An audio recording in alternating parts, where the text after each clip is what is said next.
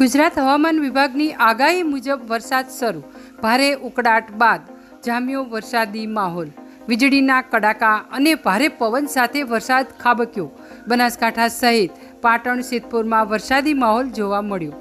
પાટણ જિલ્લાના સિદ્ધપુર સહિત તાલુકામાં જામ્યો વરસાદી માહોલ। હવામાન વિભાગની આગાહીના પગલે સિદ્ધપુર પંથકમાં મેઘરાજાની એન્ટ્રી।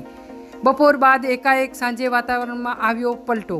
ઉકળાટ ભર્યા વાતાવરણમાં વરસાદ વરસતા લોકોને ગરમીમાં મળી રાહત। લોકોએ વરસાદમાં નહાવાની મજા માણી। અહેવાલ વિપુલ ભોઈ, પાટણ।